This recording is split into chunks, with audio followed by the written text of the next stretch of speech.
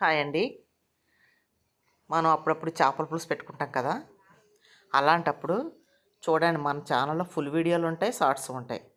పులుసంతా ఏసిన తర్వాత ఇదిగోండి వంకాయలు కానీ, బెండకాయలు కానీ ఇలా యేసుకొని పులుసు ఒక 5 నిమిషాలు మరిగిన తర్వాత ఇయేసుకోవాలి.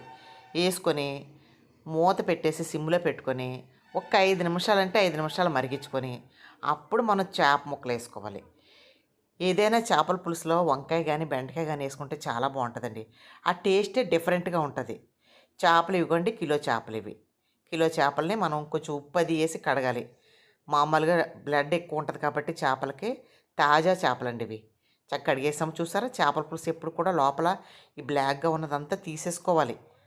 లేదంటే మట్టి వాసన వచ్చేద్ది పులుసు, బాగోదు కూడా. చక్కగా ఉప్పేసి కొంచెం కళ్ళుప్పు ఉంటది కదా! కళ్ళుప్పేసి రాసి రాసి కడగాలి చేపలని ఎప్పుడైనా సరే.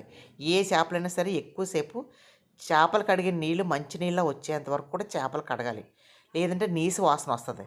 సరేనా? ఇదిగోండి పులుసు. సిమ్‌లో పెట్టుకొని మనం ఒక 5 నిమిషాలు మరిగించుకుంటే ఈ వంకాయ ఉడుకుతది. వంకాయ కానీ, బెండకాయ గానీ కంపల్సరీ ఏసుకోండి చేపల పులుసులో. ఏసి చూడండి, మీరు టేస్ట్ మారుతది. చాలామంది ఏస్తారు. ఇలా మూత పెట్టుకొని ఒక్క 5 నిమిషాలు సిమ్‌లో ఉంచుకొని అప్పుడు చేప ముక్కలు వేసేసుకుంటారు. ఈ లోపల మనం ఈ సిమ్‌లో పెట్టేసుకోవాలి టోటల్‌గా. చూసారు కదా! ఒక 5 నిమిషాలు. ఈ లోపల మనం చేపల్ని ఒకసారి మళ్ళీ నీట్‌గా